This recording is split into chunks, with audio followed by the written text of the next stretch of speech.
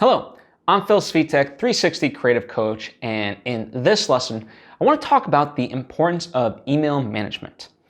See, for my money's worth, email is a tool, and albeit a necessary one, it's not really the thing that is the productivity output of anyone's given day. It's just we use it for communication and so forth to facilitate doing something, but it is not the actual doing. And I feel like a lot more people nowadays spend too much time on email and consider that work. This is a myth, in my opinion. So the goal really is to minimize your email use and get back to actual doing. So, granted, there's going to be people that abuse your email and things of that nature. And Tim Ferriss has this idea of really consolidating your emails in the sense that you check it at the start of the day and at the end of the day, and in between you put out like an auto response of, hey, I'm only checking email twice a day. So if you don't hear back from me, text me or call me if it's urgent, but otherwise those are the windows at which point you will hear back from me.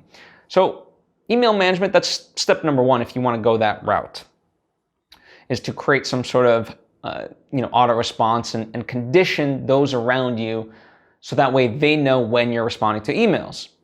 And that way you're controlling the flow of information. Secondly, it's just the sheer volume of emails we get nowadays is just so incredible. And half of it is just mindless, useless information.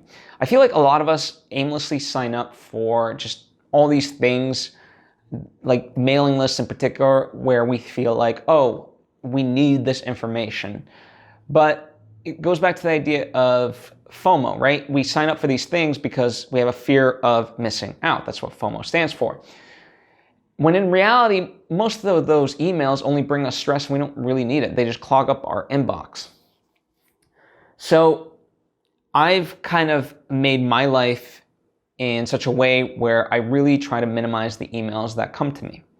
So anything that I can unsubscribe from, literally anything, because all these mailing lists I'm a part of, yeah, there's some useful information and things of that nature, but I don't know. I've made my life in such a way where the information that I need comes to me when I need it. I know that's not like an exact step, but really it's this notion of when you need certain information, you will seek it out. So I don't need to be bombarded with information from all these companies to let me know of a new product, because then I just feel like, oh, I need that, when in reality, no, I don't. It might be a slightly better way of doing something and so forth, but instead what I would urge you, like maybe, read the news, and that doesn't have to be a physical newspaper, but, like for example, I'm big in the podcast world, or not me personally, but I love learning about it.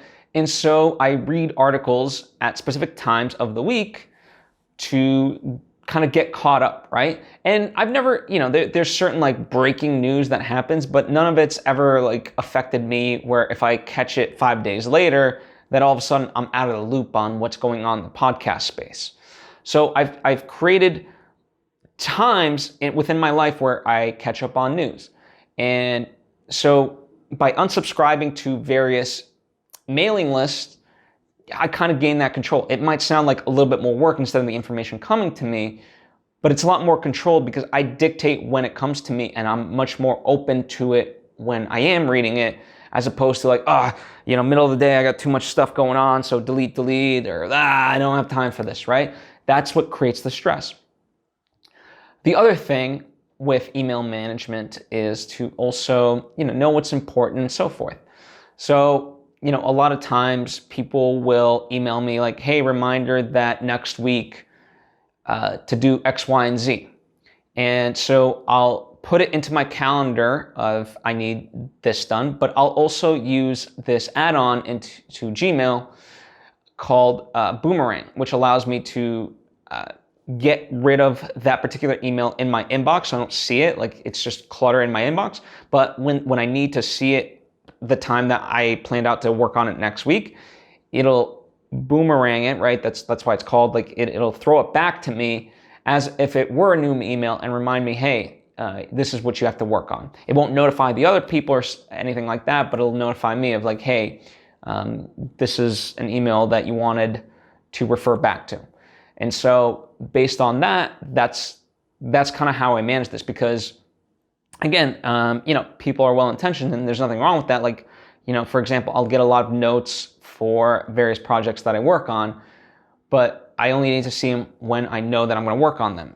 To have them just randomly in my inbox is going to overwhelm me thinking about those notes, and it's going to overwhelm me looking at my inbox of, let's say, hundreds of emails, when instead, like, when I need that information, I will make it so that I call upon that information. So that is the way I like to work. Gmail in particular has great filters.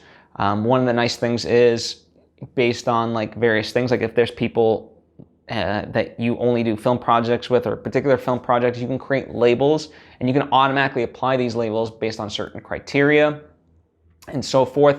Sometimes what happens, there's a lot of people complain like, oh, I missed that email because it went into my spam. And I had that happen before. So what I'll do is, via these filters in Gmail, if I know that a particular person sends me emails and they keep getting into the spam folder, well, I'll just write, it does the coding for you, but you'll say like, anytime an email comes from Phil Svitek, make sure it never goes into spam. And these are just options within there. They're very easy and you can customize however you want. So I encourage you to play with that in particular.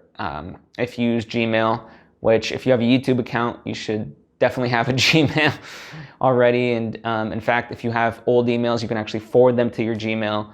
I don't know, I'm just a big advocate of Gmail in particular, because I think it has a lot of great add-ons.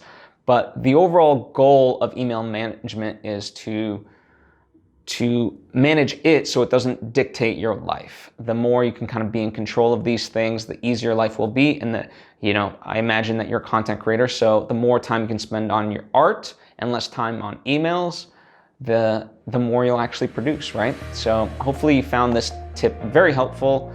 If there's other email management tips that you have, or questions perhaps, by all means comment down below and we can converse and other people can jump in or learn. That's what's so great about this sort of platform, right? It's not just me giving the advice, it's kind of opening it up and creating a forum, if you will. And for other free resources or lessons, feel free to check out my website, philsvitek.com. I've got hundreds of lessons available to you. Thank you for watching. I'm at Phil Svitek on social media. I'll see you next time.